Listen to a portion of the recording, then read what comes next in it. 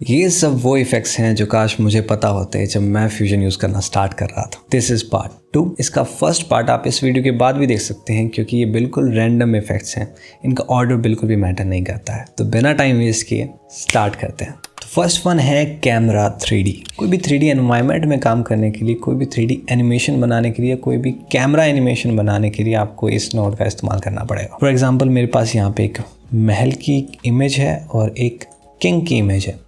ये दो इमेजेस है, इसे मैं एक 3D एनवायरनमेंट में लेके जाना चाहता हूँ। तो उसके लिए मैं ऐड करूँगा एक कैमरा 3D नोड, जिसे आप बहुत इजीली यहाँ से ड्रैग एंड ड्रॉप कर सकते हैं। ये पूरा का पूरा सेक्शन ही 3D एलिमेंट्स का है, जिसमें से कैमरा 3D आप पिक कर सकते हैं या फिर आप कंट्रोल स्पेस प्रेस करके कैमरा 3D सर्च करते हुए भी इसे ऐड कर सकते हैं, जस्ट लाइक दिस। इसे मैं डिलीट कर देता हूँ। अब ये कैमरा 3D नोड कभी भी अकेली काम नहीं करती है, इसके साथ दो नोड्स आपको हमेशा इस्तेमाल करनी पड़ती है। वो है मर्ज 3D नोड और रेंडर 3D नोड। तो मैं इस कैमरा 3D नोड को सिलेक्ट करूँगा और यहाँ से मर्ज 3D नोड, जो कि ये वाली नोड है, यहाँ से ऐड कर दूँगा। फिर इसके बाद रेंडर 3D नोड, जो कि ये लास्ट वाली नोड है, यहाँ से इसे ऐड कर दूँगा। अब ये तीनों सीरीज़ में कनेक्ट हो चुकी हैं, तो हम इस रेंडर 3D को मीडिया आउटपुट से कनेक्ट कर सकते हैं। अब बस हमें इन ऑब्जेक्ट्स को इनके साथ कनेक्ट करना है। बट अब प्रॉब्लम ये आ चुकी है कि हमारे जो ऑब्जेक्ट्स हैं वो 2D इमेजेस हैं और मर्ज 3D नोड के साथ हम सिर्फ और सिर्फ 3D एलिमेंट्स को अटैच कर सकते हैं, 2D एलिमेंट्स को अटैच नहीं कर सकते। तो इस पर्टिकुलर केस में हमें एक और नोड ऐड करनी पड़ेगी, जो कि है इमेज प्लेन 3D नोड, जिसे आप इजीली यहाँ से ऐड कर सकते हैं। आपको जितने भी 2D एलिमेंट्स ऐड करने हैं उसके लिए आपको उतनी ही इमेज प्लेन ऐड करनी पड़ेगी। जैसे हमारे पास यहाँ महल है और किंग है, दो 2D इमेजेस हैं। ये वीडियो भी होती, चाहे 2D टेक्स्ट हो, कुछ भी हो, तो हम इमेज प्लेन 3D नोड का इस्तेमाल करेंगे उन्हें अटैच करने के लिए। तो मैं यहाँ से महल को इस इमेज प्लेन 3D नोड के साथ कनेक्ट कर देता हूँ और फिर इस इमेज प्लेन 3D नोड को मर्ज 3D नोड के साथ कनेक्ट कर देता हूँ। ऐसे ही मैं एक और image plane 3D node add करता हूँ और किंग वाले को इसके साथ कनेक्ट कर देता हूँ और फिर इसे मर्ज 3D नोड के साथ कनेक्ट कर देता हूँ। इसे थोड़ा सा दिखने में ठीक बना देते हैं। अब हमारे दोनों एलिमेंट्स इस 3D कैमरा के सेटअप के साथ कनेक्ट हो चुके हैं, पर प्रॉब्लम ये है कि हमें आउटपुट में कुछ भी दिखाई नहीं दे रहा है। यहाँ पे बिल्कुल ब्लैंक है, कुछ भी दिखाई नहीं दे रहा है। तो चलिए फिगर आउट करते हैं कि प्रॉब्लम कहाँ है। उसके लिए मैं क्या करूँगा, इस मर्ज 3D नोड को यहाँ से ड्रैग कर दूँगा इस फर्स्ट वाले मॉनिटर के अंदर। तो इससे हमें ये पूरा का पूरा 3D स्पेस दिखने लग जाएगा, जिसे हम मिडल माउस बटन प्रेस करते हुए, जो कि स्क्रॉल व्हील वाला बटन होता है, इसमें मूव भी कर सकते हैं इस 3D एनवायरनमेंट में। और अगर आपको इसे रोटेट करना है तो आप Alt होल्ड करके रखें और फिर मिडल माउस बटन प्रेस करें और फिर आप इसे ड्रैग करेंगे तो आप इसके अंदर रोटेट कर सकते हैं।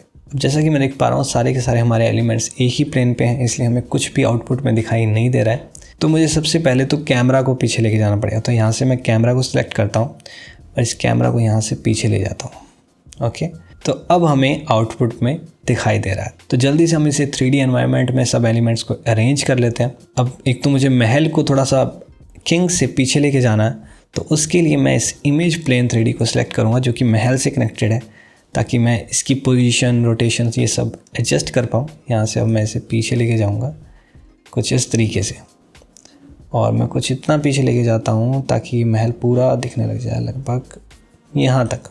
और अब मैं इस वाले इमेज प्लेन 3D को सिलेक्ट करूँगा, जो कि किंग से कनेक्टेड है, और इसकी भी पोजीशन मैं यहाँ से चेंज कर दूँगा, लगभग इसे यहाँ ले जाऊँगा। ज़्यादा पीछे लेके जाएंगे तो सेम प्लेन पे आ जाएगा, बिल्कुल यहाँ काफ़ी होगा। तो ये कुछ इस तरीके से इस 3D एनवायरनमेंट में आ चुके हैं। अब हम कैमरा एनिमेशन कर सकते हैं। तो मैं कैमरा 3D नोड को सिलेक्ट करूँगा और यहाँ से 0th फ्रेम पे आ जाऊँगा और इसे ले आऊँगा हमारे ऑब्जेक्ट के बिल्कुल पास में, किंग के फेस के ऊपर बिल्कुल जूम करते हुए। यहाँ से मैं ट्रांसफॉर्म के अंदर जाके Z वाली वैल्यू को यहाँ पे की फ्रेम कर दूँगा और थोड़े से फ्रेम आगे जाते हुए कुछ 10th फ्रेम पे नहीं 15th फ्रेम पे आके मैं इसे फिर से पीछे ले जाऊँगा, जो कि लगभग यहाँ है।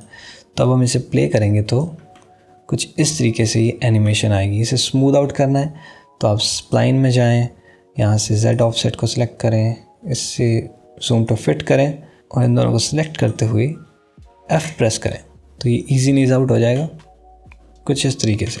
तो इस तरीके से आप एक 3D एनवायरनमेंट में काम कर सकते हैं। ये एक बहुत ही बेसिक आइडिया देने के लिए था। इस पर मैं बहुत ही डिटेल वीडियो लेके आने वाला हूँ जिसमें हम कुछ इंटरेस्टिंग क्रिएट करेंगे। So stay tuned for that. Next one is DVE। आपको एक 3D एनवायरनमेंट को फेक करना है, वो भी बिना कैमरा 3D के झंझट के। तो ये तुम्हारे लिए बेस्ट ऑप्शन होने वाला है। ये मेरी एक स्क्रीन रिकॉर्डिंग है जिसमें मैं प्रॉक्सी जनरेट कर रहा हूँ। इसे मैं एक 3D एनवायरनमेंट में दिखाना चाहता हूँ, एक 3D स्टाइल में दिखाना चाहता हूँ। तो मैं एक नोड ऐड करूँगा DVE, control space DVE, enter. ये ऐड हो चुकी है। अब आपके लिए 3D के ऑप्शंस इनेबल हो चुके हैं। आप Z एक्सिस से मूव करके इसे जूम इन जूम आउट भी कर सकते हैं और XYZ रोटेशन का इस्तेमाल करते हुए आप इसे 3D एनवायरनमेंट में कुछ इस तरीके से रोटेट कर सकते हैं। तो मैं स्टार्टिंग में चला जाता हूँ जहाँ हम इन क्लिप्स को सिलेक्ट कर रहे हैं और फिर इस ऑप्शन पे आ रहे हैं, राइट। तो यहाँ से यहाँ तक मैं इसके क्लोज जाता हूँ, जस्ट इसे जूम इन करते हैं और मैं इससे कुछ यहाँ मूव कर लेता हूँ, राइट।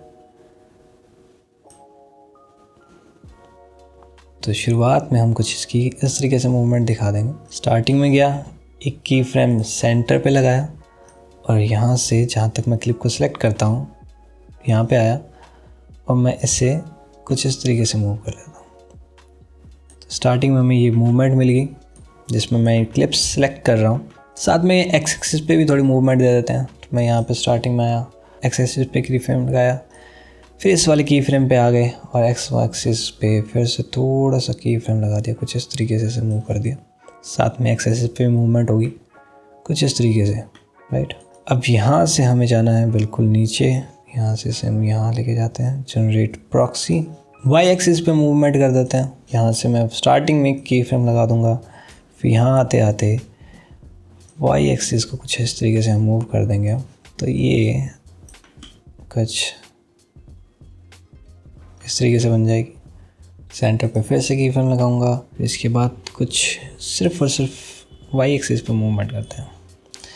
यहाँ पे मैं एक वाई एक्सिस पे की फ्रेम लगा दूंगा और यहाँ से जहाँ तक ये प्रोसेसिंग कंप्लीट हो रही है मैं इसे कुछ इस तरीके से मूव कर दूंगा, लाइक दिस, राइट। तो हमने ये 3D एनिमेशन बना ली सिर्फ DVE का इस्तेमाल करते हुए। पर अभी इसमें बहुत बड़ी कमी है जो कि है ब्लर की। तो मैं एक और इफेक्ट का इस्तेमाल करने वाला हूँ जिसका नाम है tilt shift blur. Control space tilt shift blur, add. तो जहाँ हमें फोकस चाहिए वहाँ हम इसे मूव कर देंगे लगभग यहाँ पे। और मैं यहाँ पे की फ्रेम लगा दूँगा एक्स, सेंटर एक्स और सेंटर वाई दोनों पे, और फिर हम इसे मूव करते हैं फ्रेम में आगे।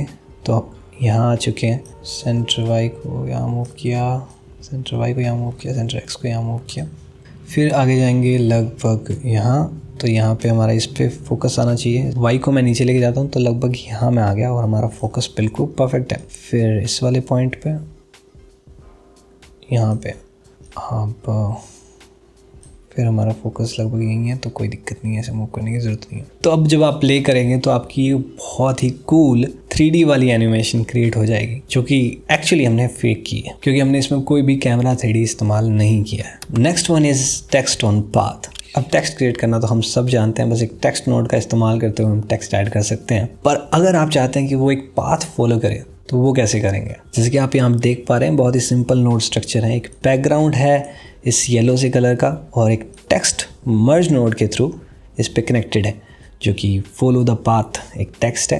अब हमें इसे एक पाथ फॉलो करवाना है क्योंकि नाम फॉलो द पाथ है तो पाथ तो फॉलो करना चाहिए। तो उसके लिए आप इस टेक्स्ट नोड को सिलेक्ट करो, इंस्पेक्टर में जाओ और यहाँ से लेआउट में जाओ। यहाँ आपको ऑप्शन मिलेगा टाइप, यहाँ पे पॉइंट की जगह इसे कर दीजिए आप पाथ। अब आपका माउस जो है वो एक प्लस के साइन में कन्वर्ट हो चुका है, मतलब कि आप अब एक पाथ क्रिएट कर सकते हैं। तो मैं सिंपली एक पाथ क्रिएट कर दूंगा, कोई भी आप पाथ क्रिएट कर सकते हैं कुछ इस तरीके से। मैं एक एस शेप का पाथ काइंड ऑफ क्रिएट कर रहा हूँ लाइक दिस। तो हमारा ये पाथ क्रिएट हो चुका है जिसके ऊपर ये टेक्स्ट आ चुका है। अब आपको इसकी पोजीशन डिफाइन करनी है कि इस पाथ के ऊपर कहाँ इसकी पोजीशन आए। तो आप यहाँ पे इसे ट्रैक करके चेंज कर सकते हैं। आप इसे एनिमेट भी कर सकते हैं कुछ इस तरीके से। तो मैं इसे बाहर ले जाता हूँ, लगभग स्टार्टिंग में मैं इसे बाहर रखता हूँ। यहाँ पे की फ्रेम लगा देते हैं और कुछ 10 फ्रेम पे मैं इसे अंदर ले आता हूँ, बिल्कुल लगभग सेंटर लाइक दिस, यहाँ ले आते हैं, ठीक है, यहाँ लेके आए, फिर यहाँ से यहाँ तक की 60-65 समथिंग फ्रेम तक, ये लगभग यहाँ तक मूव करो और फिर से हम बहुत ही फास्ट तरीके से बाहर निकाल देते हैं कुछ ऐसे लाइक। तो ये कुछ इस तरीके से प्ले होगा। तो अब हम इसे स्मूथ भी कर सकते हैं। तो मैं स्प्लाइन में जाऊंगा, पोजीशन ऑन पाथ को सिलेक्ट करूंगा, यहाँ से इसे जूम टू फिट करेंगे। मैं सारे की फ्रेम्स को सिलेक्ट करते हुए F प्रेस करूंगा तो ये इजी नीज आउट हो जाएगा कुछ इस तरीके से। वाह, तो ऐसे हम एक पाथ तो बना लेंगे, पर अगर हमें ये पाथ कुछ एलिप्स चाहिए हो या रेक्टेंगल चाहिए हो तो हमें क्या करना है? तो बस मेक श्योर आपकी टेक्स्ट नोड सिलेक्टेड हो और यहाँ पे बस राइट क्लिक करें, टेक्स्ट पाथ पे जाएं और आपको ऑप्शन मिलेगा क्रिएट के अंदर आपको ऑप्शन मिल जाएगा एलिप्स, रेक्टेंगल एंड एरो। आप यहाँ से एलिप्स सेलेक्ट कर सकते हैं। आपसे विड्थ और हाइट पूछेगा, इसे ओके कीजिए और फिर आपके लिए एक एलिप्स बन के तैयार हो जाएगा जिसमें टेक्स्ट कुछ इस तरीके से मूव करेगा। इसी को मैं रेक्टेंगल भी कर सकता हूँ, right click, text path, create rectangle. Okay, तो रेक्टेंगल हमारा बन चुका है। Next one is delta keyer. आपको कोई भी ऑब्जेक्ट की ग्रीन स्क्रीन, ब्लू स्क्रीन या कोई भी पर्टिकुलर कलर रिमूव करना है तो आपको एक नोड का इस्तेमाल करना है, डेल्टा कीयर। मैं कंट्रोल स्पेस प्रेस करूँगा, डेल्टा, और डेल्टा कीयर में सामने आ जाएगा। यहाँ से इसे ऐड करेंगे और इंस्पेक्टर में जाके इस कलर पिकर वाले ऑप्शन से बस यहाँ पे कलर सेलेक्ट करेंगे तो हमारा वो कलर रिमूव हो जाएगा। इसमें और भी काफ़ी सारे ऑप्शंस हैं जैसे कि मैट, जिससे आप थ्रेशहोल्ड वगैरह सेलेक्ट कर सकते हैं, अपने किंग को और बेटर बना सकते हैं। इस पर आप क्लीन फोरग्राउंड, क्लीन बैकग्राउंड कर सकते हैं और कुछ इस तरीके से भी इसे देख सकते हैं। मैट फॉर्मेट में मैं देख रहा हूँ, जैसे कि यहाँ पे बिल्कुल वाइट है, वाइट एरिया आपको विजिबल रहेगा, ब्लैक एरिया आपको विजिबल नहीं रहेगा, जो हमने रिमूव कर दिया है, की कर दिया है। तो ये जितना ब्लैक होगा उतना बढ़िया, ये जितना वाइट होगा उतना बढ़िया। बस ये थ्रेशहोल्ड और बाकी सारे ऑप्शंस के साथ खेलते हुए आपको यही करना है। इसे फाइनल रिजल्ट पे करना मत भूलना ताकि ये नॉर्मल दिखने लग जाए। Next one is importing SVG files. क्या आप जानते हैं कि आप फ्यूजन के अंदर SVG फाइल्स को भी इंपोर्ट करवा सकते हैं? SVG files actually vector files होती हैं, तो स्केल करने पे, जूम करने पे उनकी क्वालिटी बिल्कुल भी कम नहीं होती है। और तो और हम उसमें हर एक एलिमेंट को, हर एक पार्ट को चेंज कर सकते हैं, मॉडिफाई कर सकते हैं। तो इसी वजह से ये बहुत ही ज़्यादा काम की चीज़ बन जाती है। तो इसे इंपोर्ट करवाने के लिए ये फ्यूजन वाले ऑप्शन पे जाओ, इंपोर्ट, और यहाँ से SVG सेलेक्ट करो। अब आप अपनी SVG फाइल को यहाँ से सिलेक्ट कर सकते हैं, जस्ट क्लिक ऑन ओपन, और आपसे ये कुछ रेजोल्यूशन वगैरह पूछेगा, जो आप सेट करना चाहें वो करें, यहाँ से ओके करें और आपके पास ये एक ग्रुप में SVG फाइल आ जाएगी। अब मैं इसे कनेक्ट करूँ हमारे मीडिया आउट से तो ये कुछ इस तरीके की दिखाई देने वाली है। क्योंकि एक वेक्टर इमेज है तो आप इसे कुछ इस तरीके से एक्सेस कर सकते हैं। Just double click on it और फिर आपको ये सारे एलिमेंट्स इसके मिल जाएंगे। पाथ 1, पाथ 3, यहाँ पे देखिए S लेटर है, ये U लेटर है। तो अगर मैं चाहूँ तो इस एरो को यहाँ से रोटेट भी कर सकता हूँ। ऑब्वियसली मुझे कुछ और चेंजेस भी करने होंगे क्योंकि यहाँ पे फिर एक एम्प्टी स्पेस आ चुका है, बट आपको इससे एक फ्लेक्सिबिलिटी मिलती है। Next one is trim path. अगर आपको कुछ इस तरीके का इफेक्ट क्रिएट करना है then it's very easy in fusion. आप कोई भी बस शेप बनाएं, जैसे कि यहाँ पे बैकग्राउंड मेरी एक नोड है, उसके ऊपर मैंने एक बैकग्राउंड नोड बनाई येलो कलर की, जिसके साथ मैंने एक रेक्टेंगल मास्क ऐड कर दिया। अब मैं रेक्टेंगल ऐसा बनाना चाहता हूँ जो एक लाइन टाइप का हो, ना कि पूरा ऐसा भरा हुआ रेक्टेंगल। तो उसके लिए मैं इस रेक्टेंगल नोड को सिलेक्ट करूँगा और यहाँ से सॉलिड को अनटिक कर दूंगा। अब आप देख सकते हैं हमारे पास यहाँ कुछ भी विजिबल नहीं है क्योंकि हमने फिल इसका ख़त्म कर दिया है, पर हम इसका स्ट्रोक बढ़ा के वो लाइन वाला इफेक्ट क्रिएट कर सकते हैं, जिसके लिए इस बॉर्डर विड्थ को हम इंक्रीज़ करेंगे तो कुछ इस तरीके से ये इंक्रीज़ हो जाएगा। अब ये लेंथ वाला ऑप्शन जो आप देख रहे हैं ये इसका काम करेगा ट्रिम पाथ की तरह, और ये पोजीशन वाला ऑप्शन ऑफसेट की तरह काम करेगा कुछ इस तरीके से।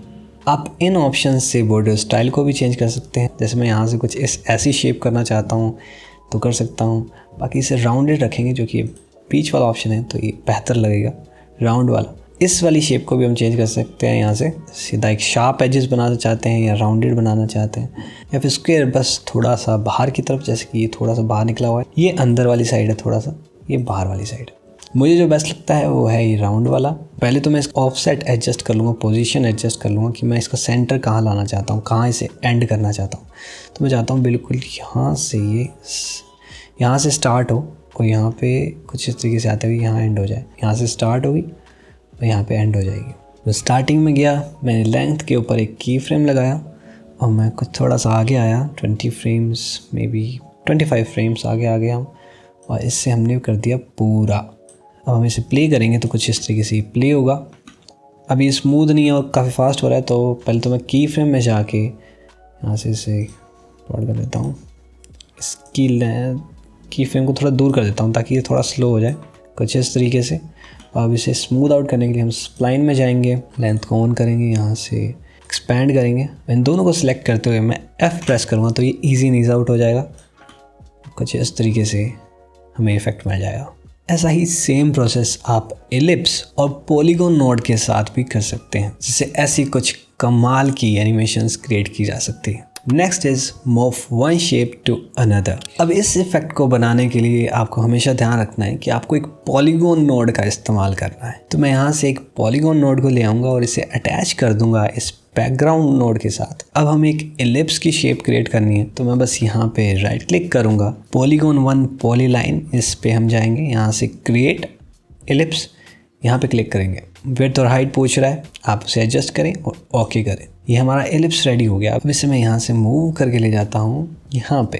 अब हम इस रेड वाले बैकग्राउंड पे एक रेक्टेंगल बनाएंगे। सेम प्रोसेस, मैं एक पॉलीगॉन नोड ऐड करूँगा, इस बैकग्राउंड के साथ कनेक्ट करूँगा, और right click, polygon to polyline, create rectangle, same settings, okay.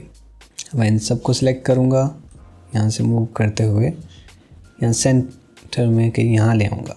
आप देख सकते हैं यहाँ पे एक की फ्रेम लगा हुआ है। हम कोई भी पॉलीलाइन ऐड करते हैं तो अपने आप एक की फ्रेम लग जाता है। अगर नहीं लगता है तो आप लगा दीजिएगा। जैसे कि यहाँ पे आप देख सकते हैं 2 की फ्रेम्स लगे हुए हैं दोनों पॉलीलाइन के। मैं यहाँ से की फ्रेम में जाता हूँ और इसे एक्सपेंड कर लेते हैं, तो यहाँ पे दोनों की फ्रेम्स आपको दिखाई देंगे। दोनों की फ्रेम्स यहाँ पे लगे हुए हैं, पॉलीलाइन 1 के और पॉलीलाइन 2 के। तो मैं दोनों को पहले तो स्टार्टिंग में ले जाता हूँ यहाँ पे, और मैं चाहता हूँ कि 15th फ्रेम पे आते हुए ये रेक्टेंगल इस सर्कल में कन्वर्ट हो जाए। तो ये रेक्टेंगल पॉलीलाइन 2 है और पॉलीलाइन 1 हमारा सर्कल है। तो मैं सर्कल वाली की फ्रेम को सिलेक्ट करूँगा, यहाँ से कंट्रोल C प्रेस करूँगा और 15th फ्रेम पे आके इस पॉलीलाइन 2 वाले पे यहाँ क्लिक करूँगा, जिससे ये पॉलीलाइन सेलेक्ट हो जाए, और कंट्रोल V कर दूँगा, जिससे ये की फ्रेम यहाँ लग जाएगा। तो जब आप इसे प्ले करेंगे तो ये कुछ इस तरीके से प्ले होगा, राइट। अब इससे हमारा रेक्टेंगल सर्कल में मॉर्फ हो रहा है। अब मैंने एक मिस्टेक कर दी कि मैंने इस सर्कल को रखा ऊपर और इस रेक्टेंगल को रखा नीचे। तो मैं इसे सही कर देता हूँ। इस वाले को यहाँ से निकालते हैं हम शिफ्ट होल्ड करते हुए, और इसे मैं मूव कर देता हूँ आगे, और इसे सिलेक्ट करते हुए मैं यहाँ पे ऐड कर देता हूँ, राइट। तो कुछ तरीके से ये ऐड हो गया। अब ये ऊपर आएगा तो हम इसे प्ले करते हैं, कुछ इस तरीके से ये मॉर्फ हो जाएगा। तो इस तरीके से आप की फ्रेम्स को कॉपी करते हुए मॉर्फ एनिमेशंस क्रिएट कर सकते हैं। Next one is wiggle effect. आपने ये शेक वाला इफेक्ट देखा होगा जो कि स्टैटिक इमेजेस में जान डाल देता है, और ये बहुत ज़्यादा यूज़ होता है वीडियोज़ में। चलिए इसे क्रिएट करते हैं फ्यूजन में। तो जैसे कि आप देख रहे हैं यहाँ पे मेरी एक इमेज है, तो पहले तो इसे थोड़ा सा दिखने में अच्छा बनाते हैं। तो हम ऐड करते हैं ट्रांसफॉर्म नोड, इसके स्केल को कम करते हैं और पोजीशन को थोड़ा सा एडजस्ट करते हैं। मैं इसे बीच में लगभग यहाँ ले आता हूँ। अभी भी ये बहुत सिंपल लग रही है। इसे थोड़ा कार्टूनिश बनाने के लिए हम इसके ऊपर स्ट्रोक ऐड कर देते हैं। उसके लिए मैं इफेक्ट्स में टेम्पलेट्स में सर्च करूँगा आउटर स्ट्रोक। आउटर स्ट्रोक मैं यहाँ पे ऐड कर देता हूँ और इसे मैं ऊपर ले जाता हूँ, यहाँ से इसे ऑफ कर देते हैं और इसे इसके साथ कनेक्ट कर देते हैं जिस तरीके से, राइट। तो ये स्ट्रोक हमारी इमेज पे आ चुका है। तो ये थोड़ी सी ज़्यादा कार्टूनिश लगने लग गई है और पेपर टाइप का इफेक्ट आ चुका है। हाँ, अगर आपको ये आउटर स्ट्रोक वाला इफेक्ट ना मिले इस इफेक्ट्स और टेम्पलेट्स में जाके, तो डोंट वरी, क्योंकि ये वाला अभी रिसेंटली ही ऐड हुआ है 19.1 वर्जन में। तो अगर आपका पुराना वर्जन है तो आपके पास ये नहीं होगा, तो आप कुछ और इस्तेमाल कर सकते हैं, लाइक पेपर एज समथिंग। अब हम क्रिएट करने वाले हैं एक विगल इफेक्ट या फिर शेक इफेक्ट। तो उसके लिए मैं इसके साथ एक ट्रांसफॉर्म नोड ऐड करूँगा, जस्ट यहाँ पे क्लिक करते हुए। अब इसे एक विगल इफेक्ट बनाने के लिए हम जाएंगे इंस्पेक्टर में और यहाँ से सेंटर पे राइट क्लिक करेंगे, यहाँ से मॉडिफाई विद और शेक को सिलेक्ट करेंगे तो अब ये शेक होने लग जाएगा और हमारा विगल इफेक्ट बन चुका है। पर इसमें बहुत सारी प्रॉब्लम्स हैं। एक तो ये बहुत ज़्यादा फास्ट हो रहा है और बहुत ज़्यादा मूवमेंट कर रहा है, ऊपर नीचे दाएं बाएं बहुत ज़्यादा मूवमेंट कर रहा है। हमें चाहिए स्लाइट मूवमेंट और बहुत ही स्मूथ मूवमेंट। उसके लिए हम जाएंगे मॉडिफायर्स में, यहाँ पे हमें हमारे बनाए हुए शेक इफेक्ट की सेटिंग्स मिल जाएंगी। तो सबसे पहला है रैंडम सीड। रैंडम सीड को आप जितना इंक्रीज़ करेंगे उतना मूवमेंट रैंडम होता जाएगा, जो कि बहुत इंपॉर्टेंट है। अगर एक ही टाइप की मूवमेंट बार बार होती रहेगी, वही पैटर्न फॉलो होता रहेगा तो बोरिंग हो जाएगा। तो हम इसे कुछ इतना लगभग बढ़ा देंगे और मैं स्मूथनेस को बढ़ा दूंगा ताकि मूवमेंट जो है हमारी स्मूथ हो जाए। स्मूथ होने का मतलब ये है कि मूवमेंट स्लो हो जाएगी। पर अभी भी अगर हम इसे प्ले करें तो ये मूवमेंट काफ़ी ज़्यादा है। हाँ, ये स्लो हो चुकी है पर मूवमेंट है अभी भी ज़्यादा ही। तो उसके लिए क्या करना है, हमें इस मिनिमम और मैक्सिमम नंबर को एक दूसरे के जितना पास हो सके उतना पास ले आना है। जितना आप इसे पास लेके आएंगे उतना मूवमेंट कम होता जाएगा। अगर बिल्कुल सेम ही कर देंगे, बिल्कुल बीच में ले आएंगे तो मूवमेंट बिल्कुल भी नहीं होगा। अगर मैं इसे 0.5 कर दूं और इससे भी 0.5 कर दूं तो ये मूवमेंट बिल्कुल बंद हो जाएगी, कोई मूवमेंट नहीं हो रही इसके अंदर। पर अब अगर मैं इस मिनिमम वैल्यू को थोड़ा सा कम कर दूं, लाइक 0.473 और इसे 0.52 समथिंग कर दूं या 0.53 कर दूं, तो इसे अब प्ले करेंगे तो ये स्लाइट मूवमेंट हो रही है। अब मैं इस मिनिमम नंबर को जितना कम करता जाऊंगा, इस मैक्सिमम नंबर को जितना बढ़ाता जाऊंगा, उतनी ज़्यादा इसकी मूवमेंट बढ़ती जाएगी। तो एक ट्रांसफॉर्म नोड का इस्तेमाल करते हुए आप कुछ इस तरीके से शेक इफेक्ट या फिर विगल इफेक्ट क्रिएट कर सकते हैं। Next is importing image sequence. मेरे पास यहाँ एक हाइपरलैप्स की इमेजेस हैं जो कि फ्रेम बाय फ्रेम इसे कैप्चर कर रही हैं। मैं इसे फ्यूजन के अंदर इंपोर्ट करवाना चाहता हूँ कि ये फ्रेम बाय फ्रेम प्ले हो एक वीडियो की तरह उसके अंदर। तो उसके लिए हम इस्तेमाल करेंगे एक नोड का जिसका नाम है लोडर। मैं कंट्रोल स्पेस प्रेस करूँगा, यहाँ पे लिखूँगा लोडर, इसे ऐड कर दूँगा। अब लोडर नोड ऐड करते ही मुझे मीडिया इंपोर्ट करवाने के लिए पूछ रहा है, तो मैं इस इमेज को सिलेक्ट कर लूँगा और ओपन करूँगा। ये अपने यहाँ पूरी की पूरी इमेज कंपोजिशन को इसके अंदर ले आएगा। जैसे हम इसके साथ मीडिया आउट के साथ कनेक्ट करते हैं तो एक कुछ इस तरीके से हमारी पूरी की पूरी इमेज सीक्वेंस को ले आया है। फ्रेम बाय फ्रेम ये प्ले हो रही है एक वीडियो की तरह। ऐसे ही आप कोई भी इमेज सीक्वेंस को ऐड कर सकते हैं लोडर नोड का इस्तेमाल करते हुए। अब बाकी के इफेक्ट्स को यूज़ करने के लिए हमें एक प्लगइन इंस्टॉल करना पड़ेगा जिसका नाम है रिएक्टर। उसके लिए बस आप डिस्क्रिप्शन में दिए हुए लिंक पे जाएं और आपको ये वेबसाइट मिल जाएगी। यहाँ से बस आप रिएक्टर को डाउनलोड करें और फ्यूजन ओपन कर लें। अब बस तुम्हें ये डाउनलोड की हुई फाइल को, जो कि .lua वाली फाइल है रिएक्टर इंस्टॉलर, इसे ड्रैग एंड ड्रॉप करना है इस नोड एरिया में और तुम्हारे पास ये पॉपअप आ जाएगा इंस्टॉल एंड लॉन्च का। तो मैं इसे इंस्टॉल एंड लॉन्च कर देता हूँ। तो ये कुछ फाइल्स डाउनलोड करेगा और इंस्टॉल करेगा। तो सारी प्रोसेसिंग कंप्लीट करने के बाद ये कुछ इस तरीके से ओपन हो जाएगा। हाँ, इसमें काफ़ी टाइम लगेगा तो पेशेंस रखना। अगर प्रोसेसिंग कंप्लीट होने के बाद भी ये ओपन ऐसे ना हो तो आपको क्या करना है, DaVinci Resolve को बंद करना है, फिर से ओपन करना है और यहाँ से वर्कस्पेस में जाके स्क्रिप्ट्स, कॉम्प और आपको यहाँ पे ऑप्शन मिल जाएगा रिएक्टर। रिएक्टर के अंदर आप जाएंगे तो यहाँ पे ओपन रिएक्टर आपको करना है। इससे आपका ये मेन्यू ओपन हो जाएगा। अब रिएक्टर एक मार्केट है बहुत सारे फ्यूजन इफेक्ट्स का। तो इसमें आपको बहुत सारे फ्यूजन इफेक्ट मिलते हैं। बस यहाँ पे सर्च करो एक्स ग्लो, जैसे मैंने सर्च किया तो एक्स ग्लो करके एक आ गया। इसके ऊपर बस तुम टिक करोगे तो ये इंस्टॉल हो जाएगा। और यहाँ से अपडेट भी कर सकते हैं कुछ इस तरीके से, तो ये अपडेट भी हो जाएगा। तो इसमें से आपको 3 मेरे फेवरेट इफेक्ट्स मैं आपको बताने वाला हूँ। First one is X glow, second one is real shadow and third one is echo. इन तीनों को आप इंस्टॉल कर लीजिएगा। अब इसे यूज़ कैसे करना है मैं आपको बताता हूँ। एक्स ग्लो जैसा बता रहा है कि ग्लो इफेक्ट डालता है वो, तो मैं जल्दी से एक टेक्स्ट नोड ऐड कर लेता हूँ यहाँ पे। इसके ऊपर हम ग्लो का इफेक्ट डालेंगे। मैं टेक्स्ट लिख लेता हूँ DG और इसके ऊपर मैं यहाँ पे ग्लो इफेक्ट डालूंगा। हम लिखते हैं एक्स ग्लो और यहाँ से आप कंट्रोल स्पेस प्रेस करते हुए इन्हें सर्च करके इजीली ऐड कर सकते हैं। तो इसे मैं ऐड कर दिया। अब ये बहुत ज़्यादा ग्लो आ गया कि DG दिख ही नहीं रहा ढंग से, तो इसे हम कम करेंगे। यहाँ से मैं गेन को थोड़ा कम कर सकता हूँ, बिल्कुल लगभग कितना बढ़िया ग्लो आया है ये। वैसे तो फ्यूजन में खुद का भी ग्लो होता है, पर ये वाला ग्लो कुछ अलग ही तरीके से काम करता है और मुझे बहुत पसंद है। तो मैं ज़्यादातर इस एक्स ग्लो को यूज़ करता हूँ। रियल शैडो, इसे भी इस पर ट्राई कर लेते हैं। एक्स ग्लो को मैं डिलीट कर देता हूँ। यहाँ से बैकग्राउंड को मैं कर देता हूँ वाइट और टेक्स्ट को हम कर देते हैं ब्लैक, राइट। कुछ इस तरीके से। अब मैं टेक्स्ट के ऊपर ऐड करूँगा real shadow, control space press करते हुए मैंने ऐड कर दिया इसके ऊपर, और ये कुछ इस तरीके की शेडो आ गई। अब ड्रॉप शेडो इनबिल्ट होता है फ्यूजन में, बट वो बहुत ही अलग तरीके से काम करता है। उसका रिजल्ट इतना रियलिस्टिक नहीं है जितना इसका है। ये आप देखो कितनी बढ़िया तरीके से कुछ लाइन वाली सी ये ड्रॉप शेडो आ रही है, काफ़ी रियल लगती है और 3D सा लुक देती है, जो ड्रॉप शेडो उतना नहीं दे पाती, बट इसका थोड़ा सा इफेक्ट अलग है। अब यहाँ से कुछ सेटिंग्स भी इसकी मैं चेंज कर सकता हूँ, जैसे कि यहाँ से वेट इसका चेंज कर सकता हूँ, स्ट्रेंथ चेंज कर सकता हूँ, ब्लेंड हम इसका कम ज़्यादा कर सकते हैं, डिके कम ज़्यादा कर सकते हैं, यानी कि ये लाइंस कहाँ तक जाएंगी वगैरह वगैरह। इसी के साथ आपको एक अलग क्रिएटिव इफेक्ट भी मिलता है इसके अंदर। टाइप में आप रियल शेडो की जगह यहाँ चेंज कर सकते हैं लॉन्ग शेडो, तो ये कुछ इस तरीके की शेडो हो जाएगी। आपने कुछ क्रिएटिव ऐसी वीडियोस देखी होंगी जिसमें इस तरीके की शेडोज़ बनाते हैं वो, जो थोड़ी सी अलग अपने आप में क्रिएटिव है। अगर आप ऐसा लुक चाहते हैं तो आप इसका इस्तेमाल कर सकते हैं। और तो और आप शेडो का कलर भी चेंज कर सकते हैं, राइट। तो इससे आप काफ़ी मज़ेदार इफेक्ट्स बना सकते हैं। मैं यहाँ से टेक्स्ट का कलर चेंज कर देता हूँ, थीम को मैच करने के लिए कुछ करें, क्या करें, येलो कर दें, ट्राई या कूल लुकिंग कूल मैन, इतना बढ़िया लग रहा है नहीं, TG दिस, वाह। अब लास्ट एको, मैं इस मीडिया इनको सेलेक्ट करते हुए कंट्रोल स्पेस प्रेस करूँगा और एको लिखूँगा, मेरे पास एको आ गया। यहाँ से ऐड किया तो हमें एको का ऑप्शन मिल चुका है। अब यहाँ पे एको फ्रेम्स आपको मिलता है 5, और यहाँ से आपको मिलता है इसका सेंटर।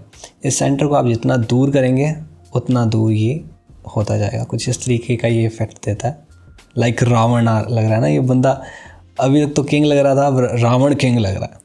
जैसे हमारी आवाज़ एको करती है वैसे ये वीडियो को एको कर देता है। अब आप एको फ्रेम्स बढ़ा भी सकते हैं, 5 की 8, 10 कितने मर्जी कर सकते हैं। यहाँ से सेंटर को चेंज करते हुए कुछ इस तरीके के इफ़ेक्ट्स क्रिएट कर सकते हैं। एंगल भी आप चेंज कर सकते हैं कुछ इस तरीके से। ये हल्का मैं चेंज करके दिखाता हूँ आपको कि कैसा इफेक्ट आता है कुछ इस तरीके से। मतलब हर एक इमेज उस एंगल से डेविएट होती जाएगी। वैसे ही स्केल को आप चेंज करेंगे तो वैसे ही हर एक इमेज, अगली इमेज उस स्केल से चेंज होती जाएगी। तो इस तरीके से एको काम करता है। अगर आपको ये वीडियो पसंद आए तो आई एम डेफिनेटली श्योर कि आपको ये पूरी की पूरी फ्यूजन प्लेलिस्ट पसंद आने वाली है। ज़रूर चेकआउट कीजिएगा और फर्स्ट पार्ट देखने के लिए आप यहाँ पे क्लिक कर सकते हैं। Thank you so much for watching. मिलते हैं अगली वीडियो में।